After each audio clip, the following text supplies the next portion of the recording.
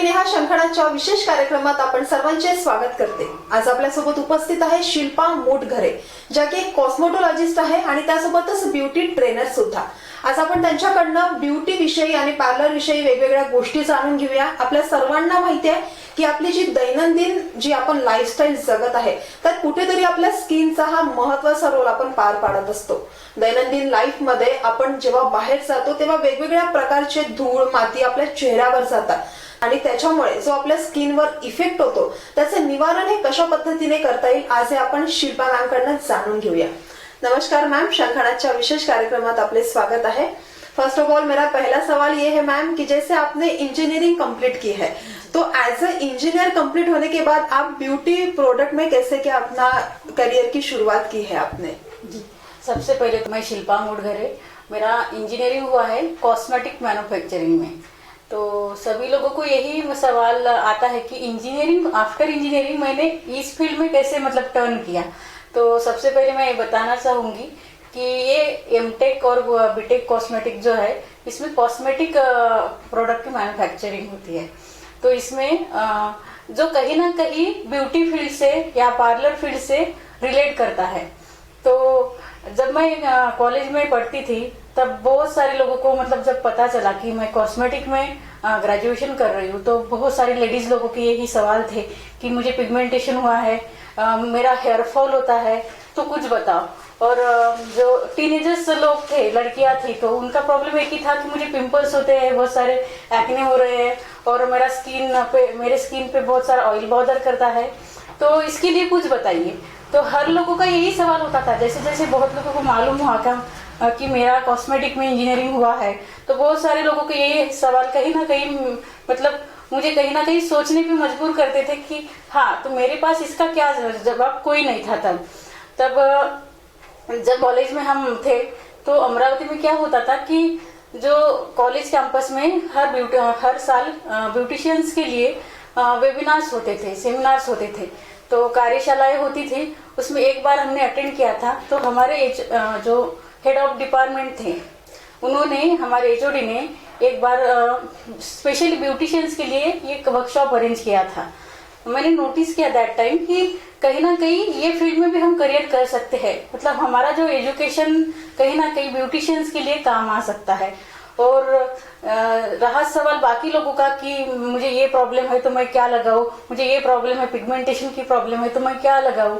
तो ये दोनों चीजों को मैंने एक साथ कहीं ना कहीं जोड़ने का काम किया कि ब्यूटिशियंस के भी पास ये प्रॉब्लम्स आती होंगी कि मुझे ये प्रॉब्लम है, मुझे ये प्रॉब्लम है, हेयर फॉल का प्रॉब्लम है, एक्ने का प्रॉब्लम है। तो ये दोनों चीजों को मैंने कहीं ना कहीं एक कोरिलेट किया और इस प्रकार से मैं ये फील्ड में एंटर हो गई।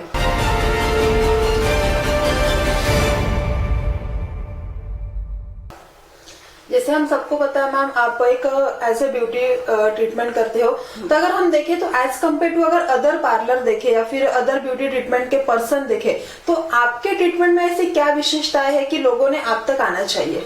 प्लीज हमारे दर्शकों को आप क्या बताना चाहोगे? जी, सबसे पहले तो क्या होता है कि नॉर्मल पार्लर में जो होते हैं वो फेशियल बेसिस पे काम करते हैं वो लोग, और ब्यूटी का मतलब हर किसी को, हर एज ग्रुप में ब्यूटी फील्ड का बहुत अट्रैक्शन होता है सभी को, मतलब छोटे बच्चों से लेके बड़े मतलब ओल्ड एज तक सभी को ब्यूटी का एक अट्रैक्शन होता है। तो जो नॉर्मल पार्लर में जो होते हैं वो ट्रीटमेंट्स वो फेशियल्स होते हैं, और हम कहीं ना कहीं हर बार मतलब हर मंथ एवरी टाइम ब्यूटी में एक एडवांस टेक्नोलॉजी आती है। जैसे पहले शुरू में क्या होता था कि जो बेसिक प्रोडक्ट से भी हर एज ग्रुप के ऊपर काम किया जाता था फेशियल सर्विस में, बट आज ऐसा नहीं है। हमारी कहीं ना कहीं लाइफस्टाइल चेंज होती है, कहीं ना कहीं हमारा डाइटिंग चेंज हो रहा है, इसके चलते ये सारी चीजों का प्रॉब्लम स्किन के ऊपर होता है। तो स्किन ये सारी समस्याओं को फेस करती है, तो कहीं ना कहीं इसमें एडवांस टेक्नोलॉजी भी लाना जरूरी था। तो हमने क्या किया कि इसमें फेशियल में एडवांस मशीन से काम करना शुरू कर दिया ताकि लोगों को उतना रिजल्ट अचीव हो जाए।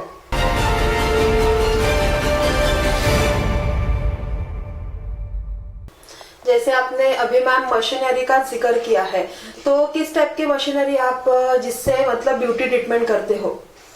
सबसे पहले तो हमारे पास ऐसे टेक्नोलॉजी है कि जिसमें क्लींजिंग से लेके जो मतलब फेशियल्स में ऐसे हर एक पार्ट होता है, cleansing, face wash, then scrub, massage, pack, तो इसमें जो हर एक स्टेप्स होती है इसके अकॉर्डिंग फेशियल में क्या होता है, इसमें फिजिकल फोर्स से काम किया जाता है, मतलब हाथों से काम किया जाता है। बट यही चीज हमने कन्वर्ट की मशीन्स में। तो आज हम क्या कर रहे हैं कि फेस वॉश और क्लींजिंग से लेके पैक तक हमारे पास सारी मशीनरीज अवेलेबल है। मतलब हम हर स्टेप जो है वो मशीन्स के थ्रू वो काम करते हैं। तो सबसे पहले जब हम क्लींजिंग में काम करते हैं तो ब्रशिंग यूनिट से काम करते हैं।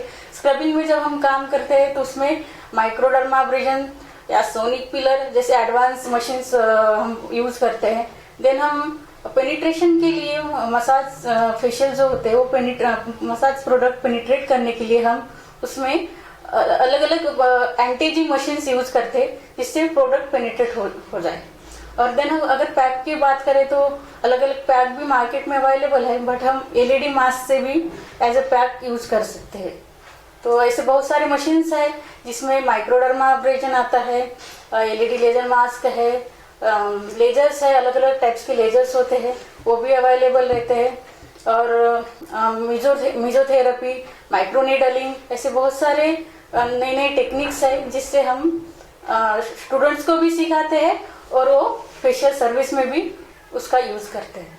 जैसे आपने थेरेपी का अभी जिक्र किया है मैम, तो जो आपने थेरेपी बताई है, 2 टाइप्स ऑफ थेरेपी जो आपने बताई है, तो उसका एक्चुअल में रिजल्ट कैसा है अब तक के दर्शकों को आपके? तो ट्रीटमेंट में क्या होता है, हमें पर्टिकुलर एक बेनिफिट क्लाइंट को देना होता है। फेशियल जब हम फेशियल करते हैं, नॉर्मल जब फेशियल करते हैं उसमें सिर्फ रिज्यूनेशन का काम होता है, सिर्फ रिज्यूनेशन या पैम्परिंग एक मोटो रहता है फेशियल में। बट जब हम एज ए ट्रीटमेंट उसको कन्वर्ट करते हैं, फेशियल ट्रीटमेंट जब हम उसको करते हैं तो हम कहीं ना कहीं क्लाइंट को फीडबैक देना होता है। तो इससे क्या होता है, जब हम मैकेनिकली काम करते हैं, मतलब इलेक्ट्रिकल मीडिया से हम वर्क करते हैं स्किन के ऊपर, तो कहीं ना कहीं एक अच्छा रिजल्ट क्लाइंट को मिलता है। और ट्रीटमेंट बेसिस की अगर हम बात करते हैं तो ट्रीटमेंट्स में कॉस्मेटिक प्रोडक्ट जनरल यूज नहीं होते। कॉस्मेटिक के साथ फार्मास्यूटिकल टच होना भी उसका बहुत जरूरी होता है, मतलब ऐसे प्रोडक्ट्स जो थेरापिटिकली स्किन के ऊपर काम करे। और ट्रीटमेंट, अगर हम ट्रीटमेंट की बात करते हैं तो ट्रीटमेंट में मेडिसिन प्रोडक्ट से ट्रीटमेंट की जाती है। तो ऐसे प्रोडक्ट्स हम यूज करते हैं जिसमें कॉस्मेस्यूटिकल प्रोडक्ट जिसे बोलते हैं, तो उसका यूज करके हम ट्रीटमेंट में कन्वर्ट करते हैं फेशियल को। जैसे आपने अभी कहा है मैम कि आपके बहुत सारे सेमिनार होते हैं, तो हाल फिलहाल में जो आपका एक सेमिनार हुआ है, तो आपका एक्सपीरियंस वो सेमिनार में किस तरह रहा है और वो सेमिनार में कहाँ से लोग आए हैं एज अ पार्टिसिपेंट, तो हमारे दर्शकों को आप क्या बताना चाहोगे? जी, तो सबसे पहले जब मैंने शुरुआत की थी कॉस्मेटोलॉजी कोर्सेज की, तो ब्यूटी में क्या होता है, अलग अलग फील्ड होती है। जैसे मेकअप आर्टिस्ट हो गया, मेहंदी आर्टिस्ट हो गया, हेयर ड्रेसर हो गया, कॉस्मेटोलॉजिस्ट हो गया, ऐसे अलग अलग स्पेशलाइजेशन बन गए आजकल। तो सबसे पहले तो ब्यूटी में सबसे ज्यादा लोगों को अट्रैक्शन है मेकअप का। हाँ, तो मेकअप की तरफ ज्यादा अट्रैक्ट होते हैं लोग, तो कहीं ना कहीं स्किन बाजू में रह जाती है। मेकअप को सभी लोग मेकअप की तरफ, मतलब छोटे से लेके बड़े तक सभी को अट्रैक्शन होता है मेकअप का। तो इसमें क्या होता था कि बहुत मुश्किल गया हमको स्किन की तरफ लोगों को अवेयर करना। हमने धीरे धीरे काउंसलिंग करना शुरू कर दिया। हमने बहुत सारे ब्यूटिशियन से मतलब कांटेक्ट किया, उनसे पूछा, बट कोई ना कोई कहीं ना कहीं उनको मेकअप का एक अट्रैक्शन था कहीं ना कहीं। और मेकअप एक आर्ट है जिसे हर कोई कर सकता है, बट स्किन क्या होता है, स्किन में कॉस्मेटोलॉजी जो है एक साइंस है, कहीं ना कहीं इसमें साइंस पढ़ने की जरूरत रहती है। तो दैट टाइम जो भी ब्यूटिशियंस रहते थे उनको मतलब कहीं ना कहीं वर्कशॉप के थ्रू, सेमिनार्स के थ्रू हमने उनको अवेयर किया। हमने धीरे धीरे हमारे क्लिनिक में, एकेडमी में उनके ऊपर फ्री सेशन देना स्टार्ट कर दिए। जब सोशल मीडिया पे हमने पोस्ट किया तब धीरे धीरे ब्यूटिशियंस का और साइंस फील्ड के जो स्टूडेंट्स थे उनका भी अट्रैक्शन बढ़ता गया। इवन डॉक्टर्स लोग भी ये कोर्स करने के लिए इंटरेस्टेड थे। तो इस तरह से हमने नागपुर में कोर्सेस अरेंज किए, वर्कशॉप अरेंज किए। देन ऑल ओवर महाराष्ट्र आज हम वर्कशॉप कंडक्ट करते हैं। इवन आउट ऑफ इंडिया भी हमारे वर्कशॉप अभी शुरू हो रहे हैं।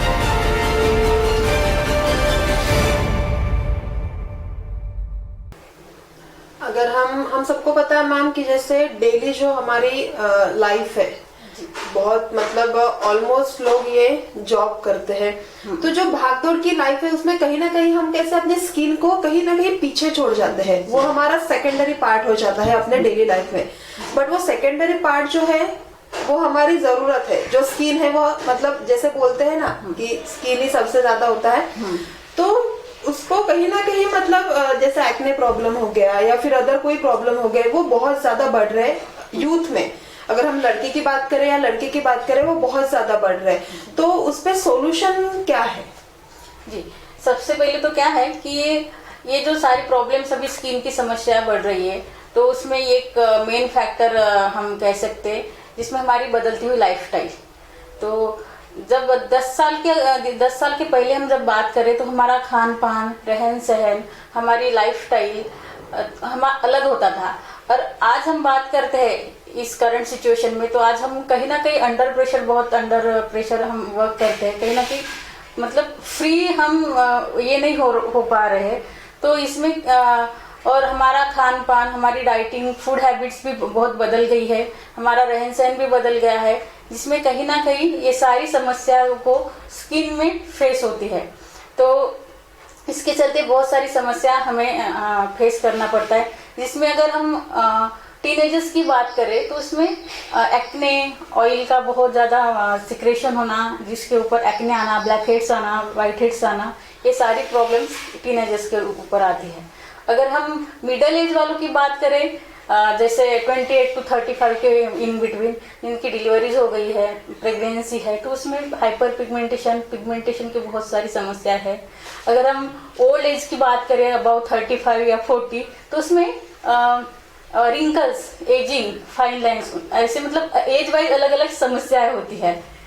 तो इसमें सबसे पहले तो हम उसके लिए डाइटिंग, हमारा डाइटिंग जो है, फूड हैबिट्स जो है, उसके ऊपर थोड़ा ध्यान देना चाहिए। जब हम आउटरली कुछ इंटरनली कुछ इनटेक करेंगे, तभी हम आउटर इस पे वो रिजल्ट दिखा सकेंगे।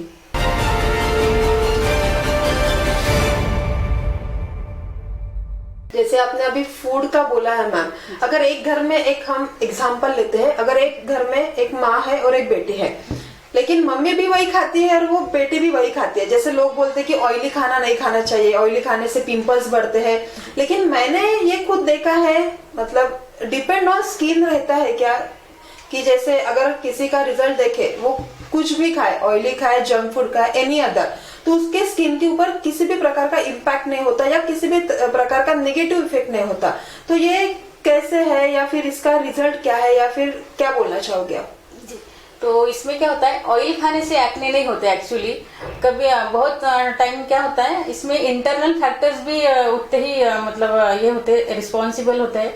उसके साथ साथ हार्मोनल फैक्टर्स भी बहुत डिपेंड करते हैं। और अगर हम बात करते हैं ये हार्मोनल चेंजेस की, तो आजकल स्ट्रेस के चलते या हमारे लाइफस्टाइल के चलते बहुत सारे हार्मोनल चेंजेस होते हैं जो स्किन के ऊपर हमें फेस करना पड़ता है। तो ऐसे नहीं बोल सकते कि ऑयल खाने से एक्ने बढ़ते हैं। एक्चुअली जो बाय बर्थ हमें हमारे मतलब स्किन में जो डर्मिस हमारी लेयर होती है, स्किन लेयर में अगर सिबासियस ग्लैंड का ज्यादा प्रोडक्शन हो गया तो all over face oil bother करता है। उससे क्या होता है, अगर उसमें हम ऑयली चीजों का इंटेक करते हैं, स्पाइसी चीजों का इंटेक करते हैं, तो उसको बढ़ावा मिलता है।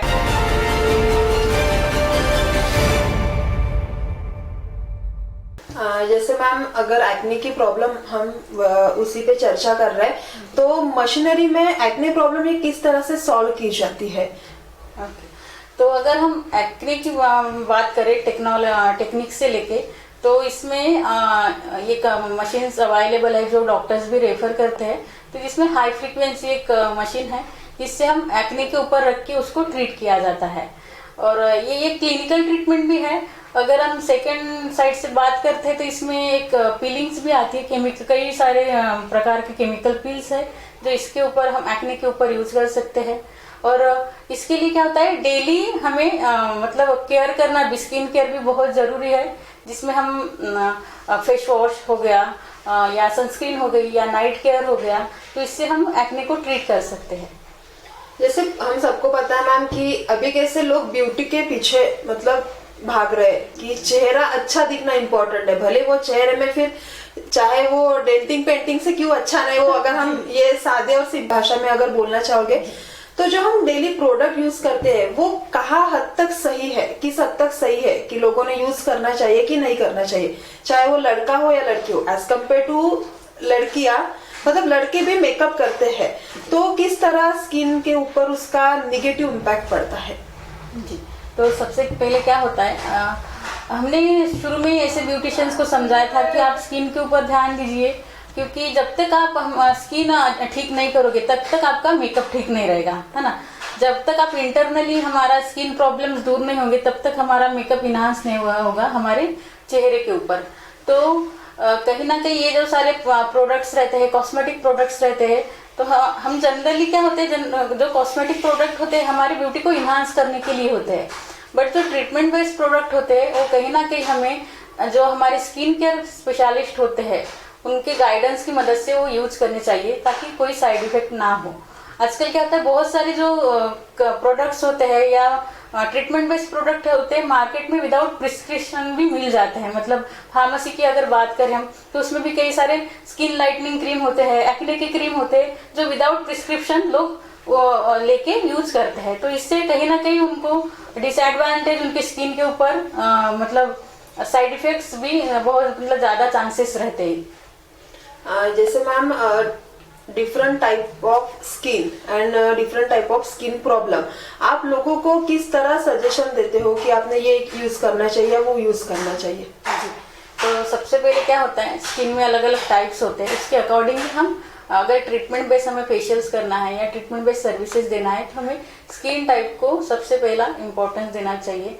हम स्किन, जब तक हमें स्किन का टाइप नहीं पता होता तब तक हम आगे की प्रोसीजर नहीं स्टार्ट कर सकते। तो सबसे पहले इसमें ऑयली स्किन होती है, ड्राई स्किन होती है, कॉम्बिनेशन स्किन होती है एंड बैलेंस और हेल्दी स्किन होती है। तो उसके अकॉर्डिंग हम ट्रीटमेंट को कन्वर्ट करते हैं। जैसे कि हम अगर ऑयली स्किन की बात करें तो ऑयली स्किन के लिए हम अगर मॉर्निंग से हमें स्टार्ट करना है तो हम सैलिसिलिक फेस वॉश या tea tree based face wash जो होते हैं उनको हम सजेस्ट करेंगे क्लाइंट को। देन इसमें क्या करेंगे हम, जो मार्केट में सनस्क्रीन अवेलेबल होते हैं, फिजिकल सनस्क्रीन, केमिकल सनस्क्रीन, वो यूज ना करते हुए जैसे आजकल जेल बेस्ड सनस्क्रीन होते हैं और स्पेशली ऑयली स्किन के लिए होते हैं तो भी हम उनको सजेस्ट करते हैं।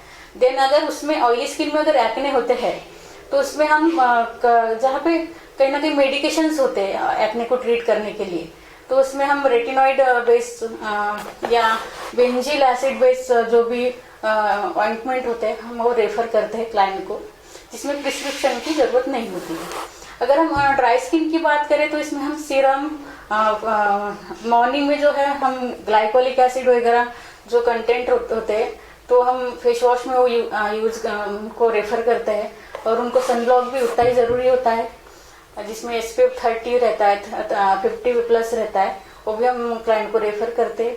देन अगर पिगमेंटेशन में अगर क्लाइंट आता है हमारे पास, हाइपर पिगमेंटेशन या कई दाग धब्बे होते हैं उनके चेहरे के ऊपर, तो हम उनको ऐसे स्किन लाइटनिंग क्रीम या सीरम जो मार्केट में अवेलेबल है जैसे विटामिन C सीरम हो गया, हाइलोनिक सीरम हो गया, और अगर मेडिकेशन की बात करें तो जिसमें ग्लाइकोलिक एसिड हो गया, कोजिक एसिड हो गया, और जैसे नियासिनामाइड वगैरह या विटामिन C जैसे कंटेंट वाले प्रोडक्ट हम उनको रेफर करते हाइपर पिगमेंटेशन को कम करने के लिए। अगर हम ब्लैक स्पॉट की अगर बात करें मैम तो वो कैसे मतलब बहुत ज्यादा उसकी परेशानी रहती है, तो वो जड़ से हम कैसे उसको निकाल सकते हैं स्किन प्रॉब्लम को? ये तो जो आपने क्वेश्चन किया अभी, तो ये सबसे कॉमन क्वेश्चन है लेडीज लोगों में। आजकल क्या होता है, हार्मोनल लेवल के चेंज के चलते ये कॉमन प्रॉब्लम सभी लेडीज लोगों में पाई जाती है। हाइपर पिगमेंटेशन की जिसे हम बोलते हैं मेलाज्मा, जो बटरफ्लाई शेप में होता है हमारे दोनों चीक के ऊपर और नोज के ऊपर भी, तो ये कॉमनली समस्या है जो सभी लेडीज के ऊपर पाई जाती है। बट मैं सबसे पहले ये बता दूं कि ये हर एक की स्किन के ऊपर, फूड हैबिट्स के ऊपर और लाइफस्टाइल के ऊपर डिपेंड करेगा कि वो प्रॉब्लम दूर होगी या नहीं होगी। और कई चीजें ऐसी होती है जो खाने के ऊपर भी डिपेंड करती है कि हम क्या किस तरह का खाना खाते हैं जिससे फेस पे रिएक्ट होता है।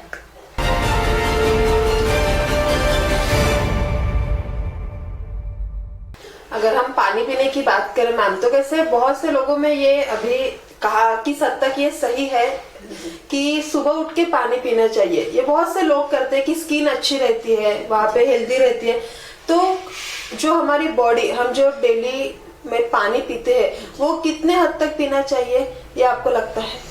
देखिए, आजकल इसके ऊपर बहुत सारे आर्टिकल्स हम न्यूज़पेपर में भी पढ़ते हैं कि अकॉर्डिंग टू मतलब हमारा वेट होता है बॉडी का, उसके अकॉर्डिंग जैसे पतले लोगों को इतना पानी पीना चाहिए, अगर थोड़े मोटे होते तो इतना पानी पीना चाहिए, या आफ्टर डिनर पानी पीना चाहिए, या डिनर से पहले पानी पीना चाहिए। बहुत सारे मिथ्स रहते हैं जो हम न्यूज़पेपर में, आर्टिकल्स में, कहीं ना कहीं सोशल मीडिया पे पढ़ते हैं। बट सबसे पहले अगर सुबह हम हमारी शुरुआत अगर गुनगुने पानी से करते हैं तो हमारी स्किन में उसका हाइड्रेशन लेवल मेंटेन होती है, हमारी स्किन का हाइड्रेशन बढ़ता है, जिससे हमारी स्किन ड्राइनेस नहीं होता, या जो डलनेस या ड्राइनेस की जो प्रॉब्लम होती है वो दूर हो जाती है।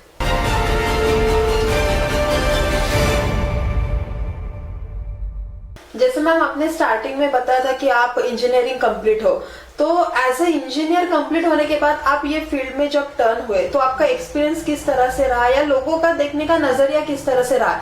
एक्चुअली कैसे होता है मैम, लोगों की मेंटेलिटी बन जाती है कि हाँ पार्लर में कितना कमाएगी या फिर कितना आगे जाएंगे, बट लोगों को ये नहीं पता कि हाँ इस तरह की भी मशीनरी के साथ हम कॉस्मोलॉजिस्ट जो है, जो ब्यूटी ट्रीटमेंट है वो कर सकते हैं। तो आपको हमारे दर्शकों को क्या बताना चाहोगे? जैसे मैंने 6 साल पहले ये वर्क स्टार्ट किया था, दैट टाइम बहुत लोगों ने या मेरे आजू बाजू वालों ने, रिलेटिव्स में भी, मतलब एक शॉकिंग थे कि इसका एमटेक हुआ है, इसने अच्छे मतलब हायर एजुकेशन किया, देन ये फील्ड की तरफ कैसे मतलब टर्न हो गई। तो हमें कहीं ना कहीं जब हम पढ़ रहे थे तो हमें पता चला कि ये एक ऐसी लेवल है जिसमें हम एज ए क्लिनिकल लेवल पे भी इसमें वर्क कर सकते हैं, जहाँ पे डॉक्टर्स भी इसमें काम करते हैं। मतलब कहीं ना कहीं ये एक ऐसा वर्क था, कहीं ना कहीं ये फील्ड थी जिसमें बहुत स्कोप था आगे बढ़ने के लिए। तो इसमें अलग अलग लेवल्स रहती है, जिसमें आप ब्यूटिशियन से स्टार्ट करके एक नॉर्मल ब्यूटिशियन भी अगर स्टार्ट करती है तो इसमें बहुत काफी हद तक वो सामने जा सकती है, जहाँ पे एक लेवल ऐसी आती है जहाँ पे डॉक्टर्स भी काम करते हैं एज ए क्लिनिकल ट्रीटमेंट्स। हम भी कहीं कोर्सेज करके ये ट्रीटमेंट्स अचीव कर, ये लेवल अचीव कर सकते हैं। तो इस तरह से जब मैंने वर्क शुरू किया तो बहुत सारे जो हम आजू बाजू में, मतलब आजकल होता है ना कि बहुत सारे लोगों को जॉब नहीं लगती, या बहुत सारी लड़कियां आफ्टर मैरिज कहीं ना कहीं हस्बैंड के पीछे पीछे जाती है, कहीं ना कहीं उनका एजुकेशन वहीं तक मतलब खत्म हो जाता रहता है उनका हाँ, एजुकेशन। मतलब एजुकेशन के बाद वो कुछ वर्क नहीं कर पाती, आगे नहीं बढ़ पाती। जब बच्चे होते फिर भी हमें अपना करियर छोड़ देना पड़ता है। तो उन सभी लेडीज लोगों के लिए ये फील्ड मतलब एक ऐसा एक प्लेटफॉर्म, सब लेडीज लोगों के लिए एक अच्छा प्लेटफॉर्म, टेक्नोलॉजी वाला, जो जिसमें हम सारी यंग जनरेशन की स्टूडेंट्स इसमें वर्क कर सकती है। अब तक मैम आपके ब्यूटी ट्रीटमेंट से लोगों को किस तरह से मतलब बेनिफिट हुआ, या उनके एक्सपीरियंस किस तरह से रहे हैं? तो अगर हम रिजल्ट्स की बात करते हैं तो मैंने शुरू में बता दिया था कि रिजल्ट्स 50% हम यहाँ पे वर्क करते हैं।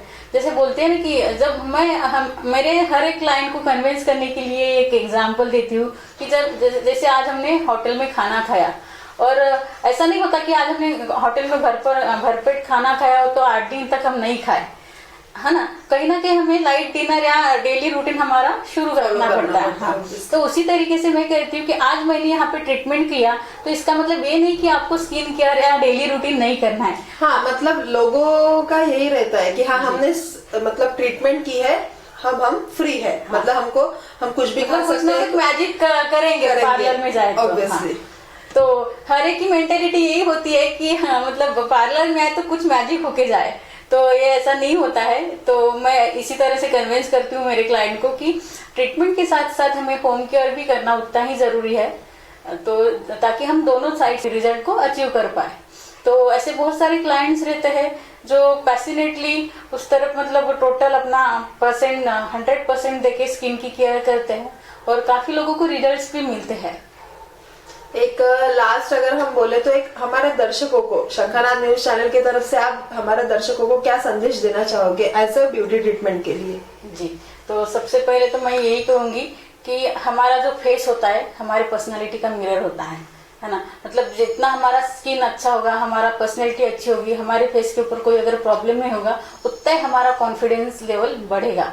तो मैं यही कहना चाहूंगी सभी को कि अपनी हमारे मतलब खान पान के साथ साथ अपने स्किन का, अपनी हेयर का भी मतलब ध्यान रखा करे, ताकि हमारा कहीं ना कहीं जो प्रेजेंटेशन लेवल होता है आजकल, हर एक को कंपटीशन, हर फील्ड में कंपटीशन बढ़ गया। आजकल हमारे बच्चे भी बोलते हैं कि मम्मी तुम ऐसे रहो, मम्मी तुम मेकअप करो, मम्मी या हेयर ऐसे करो, कलरिंग करो।